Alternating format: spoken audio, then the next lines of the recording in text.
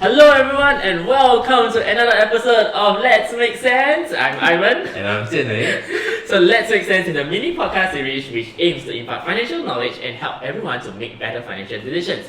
We also invite guests from different walks of life to share about their life experiences and also their personal finance journey.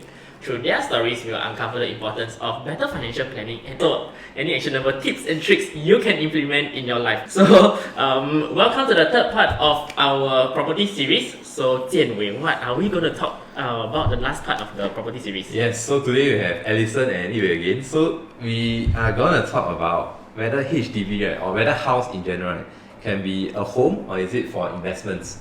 Because there are different schools of thought. So some people think of it as a home, they just want to stay there. They don't want to move around, maybe near their school, near their parents, they just want a place to stay. Or it must be investment. So some people see it as, oh, you need to flip property, you can make a lot of money from flipping properties in Singapore. Okay, so let's hear from the views of Alyson and Ngee Wei. What are your thoughts about this? Based on our experiences, we think that it should have both elements lah. So I totally agree with you when you said that a lot of people view it as it's a house and then I want to stay there forever. So I find that there are too many changes these days lah, and with the pandemic, right, a lot of fluid plans might happen. So I think, and the other part would be because it would be probably your biggest investment. So I think that if you are making such a huge investment, then you ought to see it as I should make some money from it. I shouldn't see it as it should be depreciating. So I think that if I'm putting like, let's say a down payment, or like my house is worth 500k or like 1 million, then definitely I would want it to double, or like, you know, along the way lah, things like that, or make some money significantly. So I got a lot of friends, right, they actually just want to stay in they want bigger houses, especially for people our age, right? They say that, oh, I want a bigger house, so I'm going to resell that kind of bigger house, older property lah. They don't mind it being an old property, just that it's a bigger space, right? They can have more rooms and stuff like that. So is that really, does it make sense for this kind of people, or it's a waste of money because older flats are, you know, depreciating in a way? I think a lot of times people put emotions in their purchases, which is not wrong because they need to like house, they like the layout and things like that. I totally understand, but I think that our job here is to bring them away from that, to like bring them away a little. So we are definitely on a more financial point of view lah. So because with bigger houses, it means that it's older. So older houses are, people think that like if it's older, I can do my renovation and you know, I have a lot of space, but they must see it as it's hefty cost because renovation is very expensive these days. Yeah, and with the pandemic again, we have a lot of lack in materials and like workers lah. So this one actually adds to your burden, financial burden. So I think that it ought to be something that people must think about, because especially if you are younger, this is the only pool of resources you have. So from my point of view, I would prefer to try to make money first. Right. Yeah, then so that I have a better retirement, I have a more comfortable retirement plan in future and things like that lah. So, and older houses tend to actually have a lot of wear and tear even in the long run. So people don't see this. People think that, oh, I can just renovate, but whatever, you know, materials don't last forever. So I think it's something that people must think about lah. And previously we were talking about like what about, you know, like houses that are much older, do they depreciate? Definitely to a certain extent it will. So are you able to take that depreciation into consideration lah? And plus your hefty renovation, all in all, you know, you're spending a lot of money lah. Okay. Okay, so not ideal lah if you really want to use it as an investment. I mean, usually people want to buy, they will tell us, oh, I really just want to buy for own stay, but it's not that we will advise them. It's not that we are totally gonna like, oh no, you must follow what I want you to buy, but not necessarily that. But then we will tell them the pros and cons. If they choose to, you know, buy for own stay, we we'll let them know, like we will have a disclaimer also now. We'll let them know that, hey, see this house here, right? It's gonna be flat. So imagine the graph is flat, right? Your house is not gonna earn money, right? And your renovation costs 50 to 60K, and your probably interest, right, in the next 5 to 8 years, when you finally decide to sell after probably a good, like you stay there for a while, you want to change location, right? Then your interest probably like another we buffer like maybe 30 to 40K. So all in all, you might be looking at 100K cost. But because your house is flat, right, it's not gonna have resale capital growth, right? So imagine this is the sunk cost. So are you able to swallow it? Yeah, if you can, then of course go ahead, buy for own stay. But our job is really to advise them and let them know, because there are a lot of things that, like what Ngee Wei has mentioned, is mainly based on emotion. Right. Yeah, we are more on figures and advice on capital growth. Right. Okay, so if we see it as an investment, so what are some of the strategies that we can do, or what are some of the things that you can do if you want to buy a house and use it for investments? To be frank, not all houses can be bought. There will be some houses where they make money. You have seen like some houses make money, some don't. So for us, we actually have our own set of guiding principles to increase your chance of capital appreciation, okay, through a very simple theory of demand and supply. So we actually have these guiding principles like when we choose a house for our clients. So not all the houses can be bought in our opinion. So yeah, we have a few guidelines. Okay. Yeah, where we... Okay. Does it involve a lot of like flipping of houses? So for example, every 3-4 years you need to flip house, buy and sell, buy and sell. Does it Depends on your flexibility. Okay. So some people buy houses near to school, so probably they will only sell 6 years to 7 years later. Yeah, but some people, they don't even stay in the house. They buy and they sell upon TOP. So if you ask me, there are different people, like the perspective of like the a property, the investment property, right? It can be own stay investment or purely investment. Yeah, so it depends on your plan. Yeah, your objective.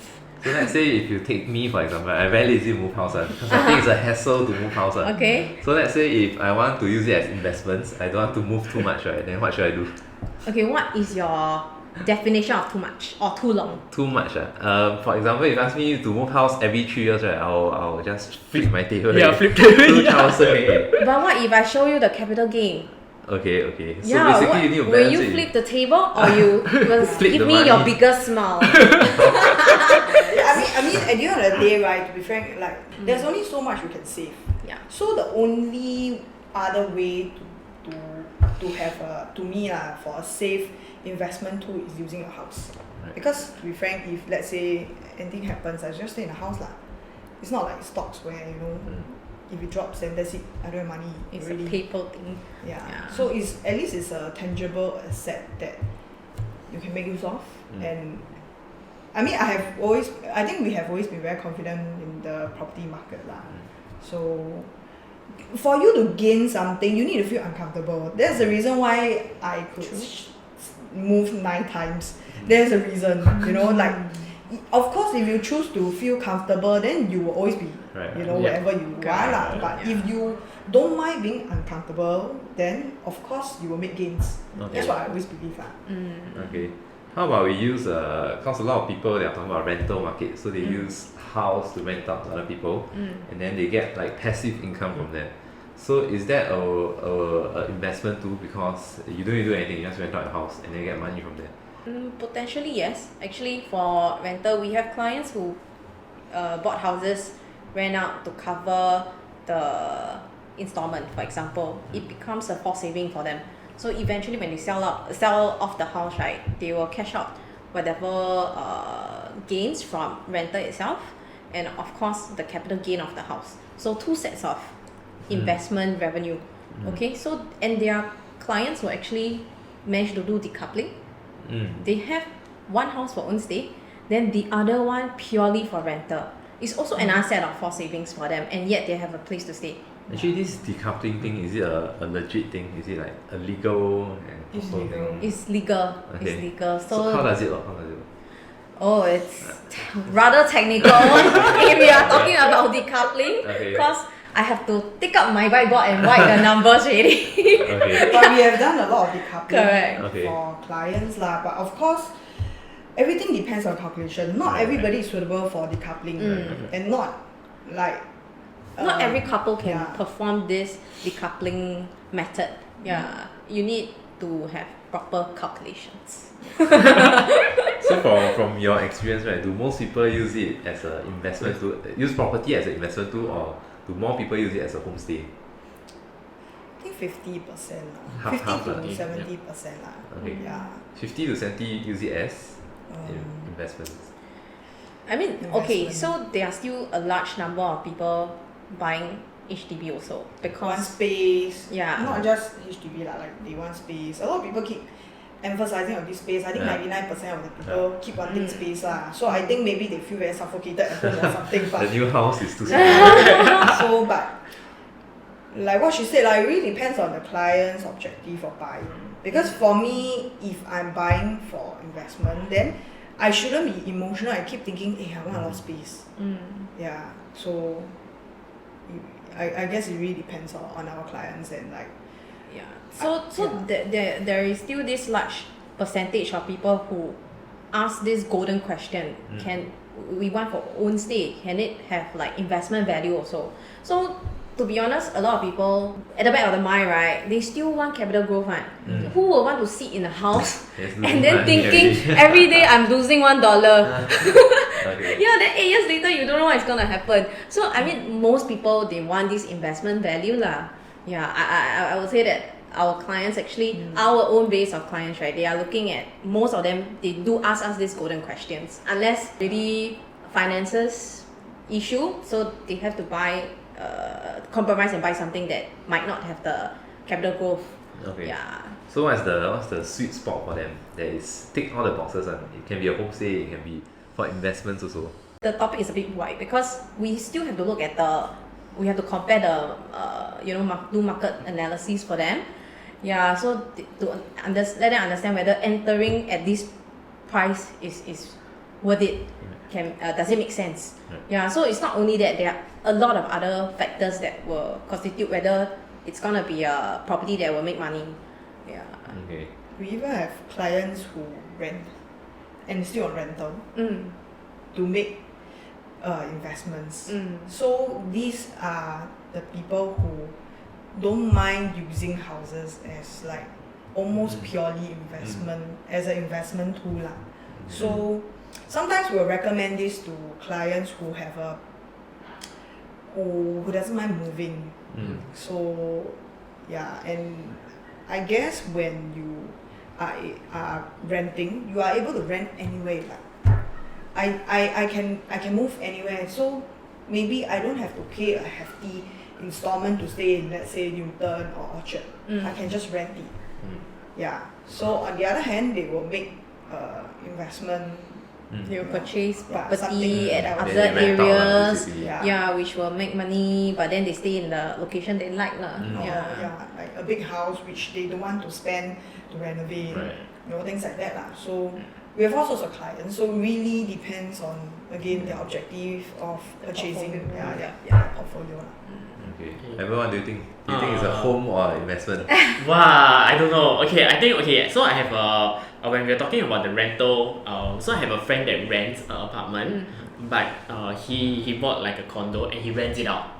So then like I think like then a lot of us will question and say like, why you don't stay in your own house, right? And say like, but he don't mind the inconvenience of like moving around and staying in the location that he wants, like what you mentioned. So I think he view it more of like really investment and say like just why do I need such a big house, or why do I need a house to myself where I just can like easily rent out rent a room myself and then just rent out the whole thing and get like passive income like what you mentioned.